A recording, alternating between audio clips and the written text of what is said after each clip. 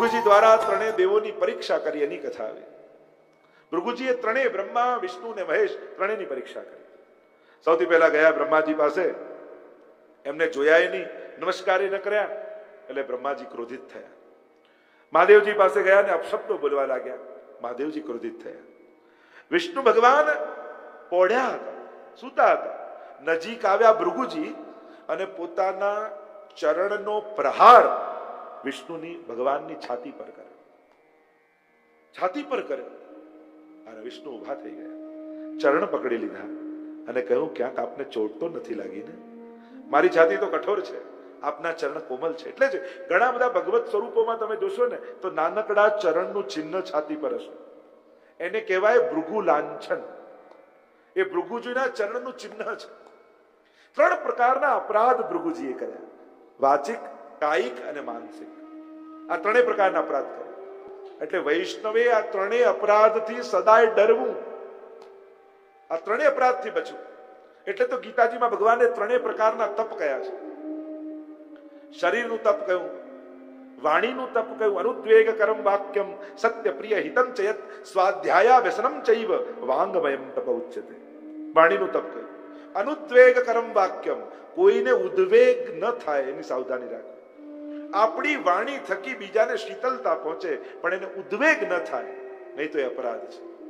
વૈષ્ણવ અપરાધથી ડરો. અનુદ્વેગ કરમ વાક્યમ સત્યમ પ્રિયમ. તમે ગમે તેટલા સાચા હો પણ પ્રિય બનવાની કોશિશ કરજો. પ્રિયમ અને હિતમ, એના હિતમાં વાત કરે. સ્વાધ્યાયા વ્યસનમ ચૈવ વાંગમયમ તપ ઉચ્યતે. આ વાણીનું તપ કહ્યું. મનનું તપ કહ્યું, મનપ્રસાદ સૌમ્યત્વમ મૌનમ આત્મ વિનિગ્રહ ભાવ સંશુદ્ધિ રીતિ એતત તપો માનસમ ઉચ્યતે. આ મનનું તપ કહ્યું. મનનું તપ કહેતા કહ્યું મનપ્રસાદ, મનને પ્રસન્ન રાખવું એ મનનું તપ છે. તમે નક્કી કરો આજે આખો દિવસ મારે રાજી રહેવું છે, તો તમે મનનું તપ કર્યું કહેવાય. કારણ કે મનનો સહજ સ્વભાવ છે દુઃખી થવું. ક્યાંકથી ને ક્યાંકથી દુઃખ ગોતી લે. પ્રસન્ન રહેવાનો પ્રયાસ કરો. અને સેવા કરતા હોય એને તો સદા પ્રસન્ન રહેવું જોઈએ. મનપ્રસાદ સૌમ્યત્વમ, મનને સૌમ્ય રાખવું, બહુ જડ નહીં થવાનું. મૌનમ, મૌન રહેવું. મૌન રહેવાથી એ વાણીનું તપ નથી, એ મનનું તપ છે. મૌન રહેવાથી મન પવિત્ર થાય છે. અને હું તો મૌનની વ્યક્તિગત વ્યાખ્યા એવી કરું, ચૂપ રહેવું એ મૌન નથી, પણ માંગ વગરના રહેવું એ મૌન છે. એ દિવસે મનમાં કોઈ માંગ ન જાગે એનું નામ મૌન. બાકી ચૂપ રહીને તો કેટલા ઈશારાથી બધું કામ કરાવી લઈએ. ઘણીવાર મૌન હોય, બધું ઈશારાથી બધું કરાવીએ. અને ઘણીવાર અમે મૌન રાખીએ તો સામેવાળા બોલવાનું બંધ કરી દે. ઈશારાથી કાન તો સારા જ છે ને, ગળું ખરાબ છે. મૌનમ, માંગ વગરના થઈ. આખો દિવસ કોઈ માંગ મનમાં ન જાય. એ દિવસે જે મળ્યું બસ એ સ્વીકારવું. અયાચક વ્રત જેને કહીએ ને. અમારે તો જયારે જનોયાદી સંસ્કાર થાય ને એવો નિયમ હોય, જનોઈ કર્યા પછી ભોજન કરવા બેસો એટલે મૌન. તમને પીરસી જાય તો સ્વીકારી લેવું, પણ મંગાય નહીં, એવો નિયમ હોય. તો મૌનમ, મનપ્રસાદ સૌમ્યત્વમ મૌનમ આત્મ વિનિગ્રહ ભાવ સંશુદ્ધિ, ભાવની શુદ્ધિ રાખો. સંજોગો બગડે તો વાંધો નહીં, મન બગડવા નહીં દેવું. સંજોગો ઊંચા નીચા થાય, જીવન છે, જીવનનો સ્વભાવ છે. પણ વિચારો નીચા નહીં કરવા, ભાવનાઓ નીચે નહીં કરવી. પ્રભુ આગળ જ્યારે પણ જાઓ ઉત્તમ ભાવનાઓ મનમાં રાખીને ઠાકોરજી પાસે જાઓ. પ્રભુ આગળ જ્યારે પણ જાઓ ને મનમાં ઉત્તમ વિચારો લઈને જાઓ, ઠાકોરજી રાજી થશે. આ મનના શણગાર છે. ઉત્તમ ભાવનાઓ છે ને એ મનના શણગાર છે. આ મનનું તપ બતાવ્યું, શરીરનું તપ બતાવ્યું. એટલે કે ત્રણ પ્રકારના દોષોથી વૈષ્ણવે બચવું: કાયિક, વાચિક અને માનસિક. આ ત્રણેય અપરાધ છે. આગળ કૃષ્ણ લીલા વિહારનું વર્ણન આવ્યું 90મા અધ્યાયમાં, અને 10મ સ્કંદને વિરામ કરીએ. બોલો ગોવર્ધન નાથ કી જય, વલ્લભાધીશ કી જય, શ્યામ સુંદર શ્રી યમને મહારાણી કી જય. પ્રવેશ કરીએ એકાદશ સ્કંદમાં. 11મો સ્કંદ શ્રીનાથજી બાબાનું મસ્તક, 31 અધ્યાય. અને લીલાનું નામ છે મુક્તિ લીલા. મોહનું મરવું એ જ મોક્ષ છે. મુક્તિ મનુષ્યનો સ્વભાવ છે. જે મેળવ્યું છે એનાથી માણસ છૂટવા માંગે છે. અને છૂટીને એને આનંદ આવે છે. આ માણસનું સહજ નેચર છે. યાદવો ઉચ્છંકલ થયા, કારણ કે યુવાન આવ્યું, ધન આવ્યું, પદ મળ્યા, બધી અનુકૂળતા આવે ને ત્યારે માણસને ઘણીવાર મદ આવી જાય. સારા સંજોગોમાં વધારે સાવધાન રહેવું. મને હવે કોઈ કહેનારું નથી, એને તો વધારે સાવધાન રહેવું, અને તને કોઈ કહેનાર નથી, એવા વ્યક્તિ વધારે સાવધાન થવું જોઈએ. યાદવો ઉચ્છંખલ બની ગયા. અમને કોઈ કહેનારું નથી, અમે અમારા પ્રમાણે ચાલીશું. સ્વચ્છંદ થઈ ગયા. સ્વતંત્રતા મળે તો ઘણી વાર સ્વચ્છંદતા આવી જાય. યજ્ઞ ચાલતો હતો, ઋષિઓ યજ્ઞ કરતા હતા. એટલે આ યુવાન યાદવો ભેગા થયા ને એમણે નક્કી કર્યું, ચલો આ ઋષિઓ બધા યજ્ઞ તો કરે છે, એમની પરીક્ષા કરી. એટલે શાંબ નામનો યાદવ હતો, એને ગર્ભવતી સ્ત્રીનો વેશ પહેરાવ્યો અને લઈને ગયા ત્યાં. અને કહેવા લાગે, મહારાજ આ સ્ત્રી ગર્ભવતી છે, કૃપા કરીને બતાવો ને આને દીકરો થશે કે દીકરી થશે. મશ્કરી કરવાની કોશિશ કરી. મહાત્મા સમજી ગયા, શ્રાપ આપ્યો, ન દીકરો ન દીકરી, આના વસ્ત્ર કાઢશો એટલે આના પેટમાંથી મૂષળ નીકળશે, અને મૂષળથી સમસ્ત યાદવ કુળનો સંહાર થઈ જશે. અને જ્યારે આવો શ્રાપ લાગ્યો, ગભરાયા. વડીલો ઉગ્રસેન આદિ પાસે ગયા, શું કરીએ, આવો ઋષિનો શ્રાપ લાગ્યો છે અમને. ઉગ્રસેનને જોયું તો મૂષળ નીકળ્યું. શું કરવું? તો કે આને ઘસો અને આનો ભૂક્કો દરિયામાં નાખ્યો. મૂષળ ઘસ્યું, ભૂક્કો કર્યો, દરિયામાં નાખ્યો, થોડું ટુકડું બચ્યું, એને પણ નાખી દીધું. એ જે ટુકડો હતો એ માછલી ગળી ગઈ. માછલી જરા નામના પારધી પાસે આવી, શિકારી પાસે આવી. એણે માછલીને કાપી તો એમાંથી આ ટુકડો નીકળ્યો, અને એનાથી જરા નામના પારધીએ બાણ બનાવ્યું. અને આ ભૂક્કો પાછો વેર જે હતો, ભૂક્કો હતો એ પાછો દરિયાને કારણે કિનારે આવ્યો, અને એમાંથી મૂષળ નામનું ઘાસ ઉગ્યું, ભાલા જેવું તીવ્ર. દુર્લભો માનુષો દેહો, એમ કહ્યું આટલી વસ્તુ જીવનમાં દુર્લભ છે. સૌથી પહેલા તો કહું માનવ દેહ દુર્લભ છે. બડે ભાગ માનસ તન પાવા, સુર દુર્લભ સદ ગ્રંથ હી ગાવા. મહદ ભાગ્ય, કેટલા સત્કર્મો આપણે થયા હશે કે આપણે આ જન્મમાં માણસ બન્યા છે. આ સરળ નથી, આ સહજ નથી. અને માનતા નહીં કે દરેક જન્મમાં માણસ થઈશું. આ સમયે ભગવાને આપણને માણસ બનાવી એક મોકો આપ્યો છે. શંકરાચાર્યજી પણ કહ્યું કે ત્રણ વસ્તુ દુર્લભ છે. દુર્લભો ત્રૈમે વૈતત દેવાનુગ્રહ હેતુકમ મનુષ્યત્વમ મુમુક્ષુત્વમ મહાપુરુષ સંશય. આ ત્રણ વસ્તુ દુર્લભ શંકરાચાર્યજી કહી. મનુષ્યત્વ દુર્લભ છે, મુમુક્ષુત્વ દુર્લભ છે, મુક્તિની ઈચ્છા દુર્લભ છે, અને મહાપુરુષ સંશ્રય, કોઈ મહાપુરુષનો સંગ મળવો દુર્લભ છે. મહત સંગસ્તુ દુર્લભો અગમ્ય અમોઘ છે. નારદજી ભક્તિ સૂત્રમાં કહ્યું છે, મહતનો સંગ દુર્લભ છે પણ અમોઘ છે. એ ક્યારે નકામો નથી જતો. કોઈ પણ મહાત્માની બે ક્ષણ મળેલું સાનિધ્ય એ પણ જીવનમાં આપણા ભાગ્યને બદલવા સમર્થ છે. એ નકામી નથી. તો દુર્લભો માનુષો દેહો, માનવ દેહ દુર્લભ છે. નિમિ રાજાએ કહ્યું, પણ પાછું દેહી નામ ક્ષણભંગુર, પાછું ક્ષણભંગુર છે. ક્યારે હાથમાંથી સરી જાય કોણ જાણે. એટલે જ તો ભગવાન કોઈની એક્સપાયરી ડેટ કહેતા નથી કે આ ક્યારે જશે. જોજો, માણસને જન્મ તારીખ બધાને યાદ હોય, પણ કોઈને મૃત્યુની ડેટ ખબર હોય. માણસ તો એટલો અસમર્થ છે કે આપણું બર્થ સર્ટિફિકેટ અને આપણું ડેથ સર્ટિફિકેટ આ બંને લેવા બીજા લોકો જાય, એ પોતે નથી લાવતો. એટલો અસમર્થ માણસ. અને છતાંય હું આમ અને હું આમ ન કરું તો ના થાય, મારાથી આમ થાય છે, આવી અજ્ઞાનતાથી બોલે છે. અને એટલા માટે દેહી નામ ક્ષણભંગુર છે. ક્યારે હાથમાંથી સરી જાય કોને ખબર.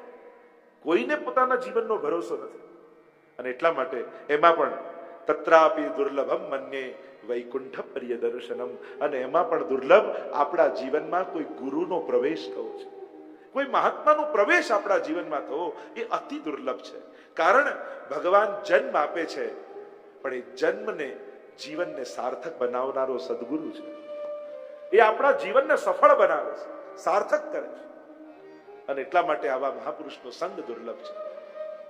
અને નવયોગેશ્વરે સુંદર ઉપદેશ આપ્યા છે, જે કાંઈ કરો એ પ્રભુને સમર્પિત કરો. કાયેન વાચા મનસેન્દ્રિયૈર્વા, જે કાંઈ થાય. એટલે તો ગીતાજીમાં પણ ભગવાને કહ્યું ને, યત કરોસી યદસ્નાસી યજ્જુહોસી દદાસી યત તપસ્યસી કૌંતેય તત્ કુરુસ્વ મદર્પણમ. તું જે ખાય છે, તું જે કરે છે, તું જે પામે છે, બધું જ મને સમર્પિત કર, મને ધર. પછી એ તારું બંધન નહીં રહે, પછી એ તારા જીવનનો પ્રસાદ બની જશે, પ્રસન્નતા બની જશે.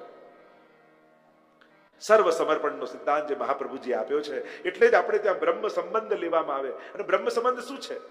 સર્વ વસ્તુ સમર્પણની વિધિ આપણે કરીએ છીએ. આ જે કાંઈ મેં મારું માન્યું છે, મારી આત્મા સહિત એ પ્રભુ આપને સમર્પિત થાઉં છું. આજથી હું તમારો છું, એવો સંકલ્પ ભગવાનની આગળ જીવ કરે છે. આગળ 3 પ્રકારના ભક્તોની કથા કહી હરિનામના યોગેશ્વર. ઉત્તમ ભાગવત, મધ્યમ ભાગવત અને પ્રાકૃત ભાગવત. આ 3 પ્રકારના ભક્તો છે. ઉત્તમ ભાગવત એ છે જે બધામાં ઈશ્વરને જુએ છે. મધ્યમ ભાગવત ભક્ત એ છે જે ઈશ્વરને પ્રેમ કરે છે પણ સંસારનો વિરોધ કરે છે. અને પ્રાકૃત એ છે જે કેવલ ઈશ્વરમાં ઈશ્વર જુએ, બીજે ક્યાંય એને ઈશ્વર દેખાતો નથી. ચમસ નામના યોગેશ્વરે કહ્યું, ભક્તિહીન મનુષ્યની અધોગતિ થાય છે. આ ભક્તિ દ્વારા જ જીવનનું કલ્યાણ છે. કારણ કે બાકી બધું તો બધા પામે છે, પણ એ એમના જીવનનો ભાર બની જાય છે. ભક્તિ દ્વારા જેને સમર્પણ કર્યું હોય એ જ ભવસાગર તરી શકે. કારણ કે સાગરમાં તમે તરવા જાઓ અને જેટલો ભાર બાંધ્યો હોય એટલી ડૂબવાની સંભાવના વધારે હોય. વિચાર કરજો, આ ભવસાગરમાં આપણે કૂદ્યા તો છીએ, પણ લાઈફ જેકેટ બાંધીને કૂદ્યા છીએ કે પથ્થરો બાંધીને કૂદ્યા, એ આપણે વિચાર કરવાનો. ભગવાનનું નામ એ લાઈફ જેકેટ છે, એ બાંધીને જે કૂદ્યો ને એ ભવ પાર ઉતરે છે. આગળ આ રીતે કહ્યું, કરભાજન નામના યોગેશ્વરે ભગવાનના સ્વરૂપ અને પૂજનની વિધિની ચર્ચા કરી છે. આમ નવ યોગેશ્વરના સંગથી નિમિ રાજાનો ઉદ્ધાર થયો. તમને બહુ વાંચવાની આદત ન હોય તો વાંધો નહીં, તમને મંદિરે જવાની આદત ન હોય તો વાંધો નહીં, તમને સત્સંગ કરવાની આદત ન હોય તો વાંધો નહીં, પણ જીવનમાં કોઈ એક સારા વ્યક્તિનો સંગ જરૂર રાખજો. કોઈ એક સારા માણસનો સંગ રાખજો, જે સતત તમને સત્કાર્ય કરવા માટે પ્રેરતો રહે ને, એવા વ્યક્તિનો સંગ જીવનમાં રાખો તો સંગ બળે તરી જવું.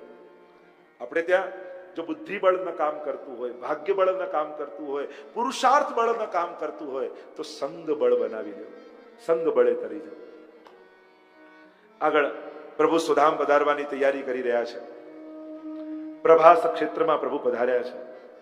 બધાને મોકલી દીધા, કેવલ ઉદ્ધવજી જોડે ઉભા છે. અને ત્યાં દત્તાત્રેય ભગવાનની કથા કહી છે. દત્તાત્રેય ભગવાને 24 ગુરુ પોતાના જીવનમાં કર્યા. જ્યાં જ્યાં ગુણ દેખાયા એ ગુણને ગુરુ બનાવ્યા. પહેલા જ મેં કહ્યું હતું, લગભગ પહેલા કે બીજા જ દિવસે, સારો માણસ ન શોધો, માણસમાં સારાઈ શોધો. કારણ સારો માણસ ગોતવા જશો ને તો દુનિયામાં નહીં મળે, પણ માણસમાં સારાઈ શોધવા જશો ને તો દરેક માણસમાં કોઈ ને કોઈ સારાઈ મળશે. તમારે સંગ સત્સંગ કરવો છે, પણ તમને કોઈ સારો માણસ નથી મળતો, કારણ કે તમે ઉત્તમ વ્યક્તિને ગોતવા જાઓ છો. ના, માણસમાં રહેલી સારાઈનો સંગ કરો, એનું નામ જ સત્સંગ છે. જેનામાં ગુણ હોય એ ગુણનો સંગ કરો તો સત્સંગ થશે. 24 ગુરુ બનાવ્યા. સૌથી પહેલા 24 ગુરુમાં પૃથ્વીને ગુરુ બનાવ્યા. આ પૃથ્વીને ગુરુ, પૃથ્વીનો ગુણ જોયો, ક્ષમા, ધૈર્ય અને સહનશીલતા.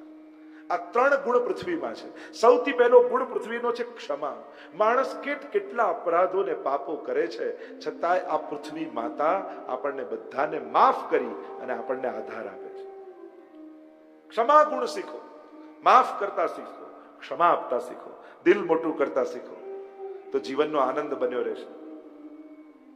વૈષ્ણવનું દિલ મોટું હોય, ક્ષમાશીલ, ક્ષમા, ધૈર્ય, એના જીવનમાં ધૈર્ય હોય. દરેકનો ઉકેલ આજ સેકન્ડે આવે એ જરૂર નથી હોતો. થોડી ધીરજ જોઈએ. ઘણીવાર સમય એનો સારો ઉકેલ કાઢતો હોય છે, પણ ઉતાવળે ઉકેલ કાઢવા જાવ ને તો ઘણીવાર વધારે ગૂંચવાઈ જવાય. અને એટલા માટે દરેક વસ્તુનું સમાધાન, દરેક વસ્તુનો ઉકેલ આજ સેકન્ડે આવવો જોઈએ. આવા ઉતાવળા થશો તો અળખામણા થઈ જશો. ધૈર્ય રાખો. મહાપ્રભુજી ધૈર્ય, વિવેક ધૈર્યાશ્રય નામનો ગ્રંથ મહાપ્રભુજીએ લખ્યો છે. ધૈર્યને સમજાવતા મહાપ્રભુજી કહે છે કે વૈષ્ણવનો ધૈર્ય કયો, વૈષ્ણવનો વિવેક કયો. 9 પ્રકારના વિવેક મહાપ્રભુજીએ વૈષ્ણવને આપ્યા. અને લાંબી ચર્ચા છે, હમણાં એમાં નથી જતા. વિવેકસ્તુ હરિ સર્વમ નિજેચ્છાતા કરિષ્યતિ. આ એની ઈચ્છા છે એવું માની સંજોગોને સ્વીકારતા શીખો. પ્રયાસ કરીએ, કોશિશ કરીએ એમાંથી નીકળવાની, પણ આ ભગવાનની ઈચ્છાથી સ્વીકારો છું. અને ધૈર્યને સમજાવતા મહાપ્રભુજી કહે ત્રિદુઃખ સહેનમ ધૈર્યમ. ત્રણેય પ્રકારના દુઃખો વૈષ્ણવે સહન કરવા. એક છે દુઃખથી ભાગવાની વૃત્તિ, એક છે દુઃખથી લડવાની વૃત્તિ, અને ત્રીજી છે દુઃખને સહન કરી લેવાની વૃત્તિ. અને જે દિવસે તમારી અંદર આ વૃત્તિ આવે ને, ગમે તેવું દુઃખ આવે હું સહન કરવા તૈયાર છું, એ જ દિવસે દુઃખ નાનું થવા લાગશે. પણ ભાગવા જશો ને તો દુઃખ મોટું થતું. જો દુઃખ કરતા પણ દુઃખનો વિચાર વધારે ભયંકર હોય છે. આવું થશે તો, આમ થઈ જશે તો, આ જે વિચાર છે ને એ દુઃખ કરતા પણ મોટો હોય છે. દુઃખ એટલું મોટું નથી આવતું. દુઃખ આવે ત્યારે તો લડી જ લઈએ છીએ, પણ દુઃખ આવશે તો એ વિચાર વધારે ભયંકર હોય. અને એટલા માટે દુઃખ મોટું છે, દુઃખ મોટું છે એમ ન કહો. દુઃખ મોટું છે એવું ભગવાન પાસે જઈને ન કહો કે બહુ મોટું દુઃખ આવ્યું, પણ દુઃખ પાસે જઈને કહો કે મારો ભગવાન બહુ મોટો છે, તું એની આગળ નહીં ટકી શકે. ભગવાન મોટો છે યાદ રાખો, દુઃખ મોટું છે યાદ ન રાખો. સહન કરવાની વૃત્તિ એ જ વૈષ્ણવનું ધૈર્ય છે. આમ પૃથ્વી પાસેથી ક્ષમા, ધૈર્ય અને સહનશીલતા શીખ્યા. આગળ વાયુ પાસેથી નિસંગતા, વહેતા રહેતા શીખ્યા. વાયુ ક્યારે પણ કોઈના સંગમાં બહુ વાર રહેતો નથી. વાયુની જેમ સંગ કરવો. ખરાબ મળે દુર્ગંધ પણ આગળ જઈને છોડી દે, સુગંધ આવે તો એ પણ આગળ જઈને છોડી દે. વાયુ તો વહેતો જાય આગળ. નિસંગતા શીખ્યા. આકાશ પાસેથી વ્યાપકતા અને વિશાળતા શીખ્યા. મન મોટું કરવું હોય ને તો સૌથી સહેલી કસરત એ છે, રોજ 10 મિનિટ આકાશ સામે જોવું. મન મોટું થશે. આકાશ કેવું વિશાળ છે. વિશાળતા જોશો ને તો પોતાની નાનાઈ આપમેળે સમજાઈ જશે. માણસની તકલીફ, ભગવાને આખી પૃથ્વી આપી, આપણે એના ખંડ કર્યા, ખંડના દેશ કર્યા, દેશના રાજ્ય કર્યા, રાજ્યના શહેર કર્યા, શહેરના એરિયા કર્યા, એરિયાના સોસાયટી કરી, સોસાયટીમાં ઘર કર્યું, ઘરમાં મારો રૂમ, મારા રૂમમાં મારું કબાટ, અને એમાં મારું ખાનું. માણસ ટુકડા કરતો કરતો કરતો નાનો થતો જાય. આકાશ પાસે જુઓ, વ્યાપકતા અને વિશાળતા ભગવાન બતાવે છે. રોજ 10 મિનિટ જોવું, મન મોટું થશે. કલયુગની સૌથી મોટી તકલીફ એ છે કે કલયુગમાં માણસનું સામર્થ્ય મોટું થયું, પણ મન નાના થઈ ગયા છે. શક્તિ મોટી થઈ, સામર્થ્ય વધ્યું છે, મન નાના થઈ ગયા છે. અને નાનું મન એવું કે ખરેખર આપણા ઘરમાં કામ કરનારો માણસ નવો શર્ટ પહેરીને આવે ને તોય માણસને તકલીફ થઈ જાય છે કે આ નવું ક્યાંથી આની પાસે આવ્યું. વિચાર કરો, એના પગારથી જે જીવતો હોય ને એ માણસે કંઈક સારો શર્ટ પહેરીને આવ્યો ને તોય આમ આંખ તો એકવાર અટકી જ જાય. આની પાસે ક્યાંથી? એટલું નાનું મન. બિલ ગેટ્સ ગમે તેટલો સુખી થાય, કોઈ વાંધો નહીં, સગો ભાઈ આપણા કરતા સુખી ના થવો જોઈએ. માણસની તકલીફ છે મન નાના થાય. તો આ બીમારી નથી, અને બીમારી છે તો એની ઔષધિ એક જ આ ભાગવત કથા છે. જેને વધારે આવું લાગતું હોય ને એને વધારે કથા સાંભળવી. કારણ કે જેટલી બીમારી વધારે એટલો ડોઝ મોટો જોઈએ, વધારે ગોળીઓ ખાવી પડે. અને એટલે એમ નહીં કેવું કે કથા તો કરી લીધી, એકવાર સાંભળી લીધી, અરે વારે વારે જરૂર છે કે આ રોગ ન મટે ત્યાં સુધી પીતા રહેવા. આ લયમ એમ ભાગવતજીએ કહ્યું છે. તો મન મોટું થવું છે. શક્તિ અને સામર્થ્ય ભલે નાનું હોય, મન મોટું રાખજો. જ્યારે પણ જરૂર પડે. હા, ઘણા મેં જોયા છે એવા, એની પાસે કાંઈ ના હોય ઘરમાં, તો કામમાં પ્રસંગ હોય ને, અમારા ઘરથી લઈ જજો ટેબલ, અમારા ઘરથી પંખો લઈ જજો, અમારે જે હોય આપવા તૈયાર થઈ જાય. આને કહેવાય મન મોટું છે, ભલે સામર્થ્ય મોટું નથી. તો આકાશ પાસેથી વ્યાપકતા, વિશાળતા શીખ્યા. જળ પાસેથી સ્વચ્છતા, મધુરતા, વહેતા રહેતા શીખ્યા. જળ જેટલું વહેતું રહે, મધુર રહે. અટકી જાય તો ગંધાઈ જાય. એમ વિચારો ન અટકી જાય, ધ્યાન રાખજો, વહેતા રાખજો. પણ અમારા જમાનામાં તું આમ કરતા, તો એ ગયો જમાનો. હવે સમય નથી, સમય બદલાયો છે. એટલે હવે લોકો નવી રીતે રહેવાના. ઘણી વાર ભૂતકાળમાં એટલું બધું જીવા લાગીએ ને આપણે કે હંમેશા ભવિષ્યનો વિરોધ જ કરતા રહીએ. ઘણા ના સ્વીકારે, ના પેલું મિક્સચર આવ્યું ને તો ઘણા વડીલો તકલીફ થઈ ગઈ, પણ પેલું વાટીને કરતા એવો સ્વાદ નથી આવતો. તો વાટો લો, તમને લાવી આપીએ, બીજું તો શું થાય. ફ્રીજ આવ્યું કે અમારા જમાનામાં ક્યાં ફ્રીજ હતા, તોય ક્યાં દૂધ બગડતું હતું. શેનું તમારું દૂધ ફાટી જાય છે વારે ઘડી. એને તકલીફ હોય. ભવિષ્યના કોઈ પણ નવા સાધનો, વિચારો ને એ સ્વીકારવા તૈયાર જ ના થાય, એને સ્વાદ જ ના આવે. એમાં તો સમય બદલાયો છે. વહેતા રહેતા શીખો, નહીં તો તમે પાછળ રહી જશો, જૂના રહી જશો. તમે અત્યારના સમયના નથી લાગતા ને એટલે બાળકોને તમારી જોડે મજા નથી આવતી. અત્યારના સમય વિચાર, કેમ તમને મોબાઈલ ના આવડે, કેમ તમને લેપટોપ ના આવડે, કેમ તમે બાળક જોડે મોબાઈલમાં નવી કઈ એપ આવી છે એની જોડે વાત ના કરી શકો? હવે નવા યુગ પ્રમાણે કેમ ન કરવું?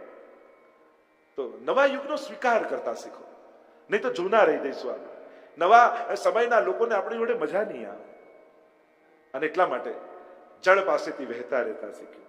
સ્વચ્છ વહેતું રહે તો સ્વચ્છ રહે. એમ જ વ્યવહારમાં વહેતા રહીએ, વિચારમાં વહેતા રહીએ. નવા વિચારો સ્વીકારવાની તૈયારી. શ્રેષ્ઠ વ્યક્તિ એ છે જે બદલાવા તૈયાર હોય છે. પણ જે પકડી જ રાખે કે હવે આનાથી નવું વિચારવાનું નહીં, નવું કંઈ સ્વીકારવાનું નહીં, એ પછી એમાંથી દુર્ગંધ આવવા લાગે છે. જળ વહેતું અટકી જાય ને દુર્ગંધ આવવા લાગે, એ માણસનું પણ એવું જ છે. આગળ વધો, વહો. આગળ અગ્નિ પાસેથી જોયું, તેજસ્વીતાનું ઉર્ધ્વ ગમનતા શીખ્યા. લાકડીમાં અગ્નિ લગાડો, એને નીચી કરો લાકડીને, પણ અગ્નિ તો ઉપર જ જાય. ઉર્ધ્વ ગમનતા.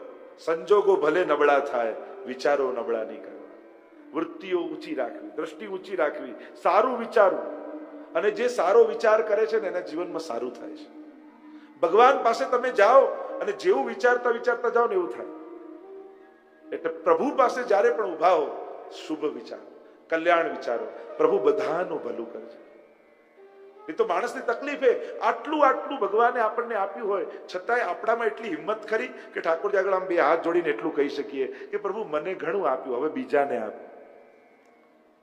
એટલી હિંમત ખરી આપણી ભગવાન પાસે માંગવાની? આટલું આપ્યા પછી વિચાર તો કરો, ક્યારે આપણે દાતા બનીશું વિચારોથી. અને ઉર્ધ્વ ગમનતા. નિશાન ચૂક માફ નતાક નીચું શાન. નબળું ન વિચારો, ભલે સંજોગો નબળા હોય, ભલે ગમે તેવા દિવસો ચાલતા હોય, હંમેશા એમ વિચારું હમણાં જતો રહેશે સમય, હમણાં બધું ગોઠવાઈ જશે, ઠાકોરજી હમણાં બધું સારું કરી દેશે. આવો વિચાર વૈષ્ણવનો વિચાર છે. વૈષ્ણવ છે ને સમર્પિત જીવ છે, એ ભગવાનનો છે. અને જે ભગવાનનો હોય એ ક્યારે નબળું ન વિચાર.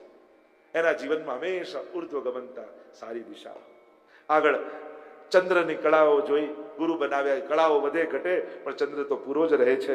આગળ સૂર્ય પાસેથી શીખ્યા. સૂર્ય દરિયામાંથી પાણી લે, વરાળ બનાવી, વાદળ બનાવે, પણ એ પાણી પોતે ન રાખે, વાદળ બનાવીને પાછું આપી દે. એમ સમાજમાંથી કમાઓ, ખૂબ કમાઓ, ખૂબ સુખી થાઓ. સુખી થવામાં ધર્મ કોઈ વિરોધ નથી કરતો. ભગવાન તમને બધાને ખૂબ સુખી કરે, પણ સમાજમાંથી કમાયું છે તો સમાજને પાછું આપવાની પણ વૃત્તિ રાખો. કે જે દેશ, જે ગામમાંથી મેં કમાયું છે.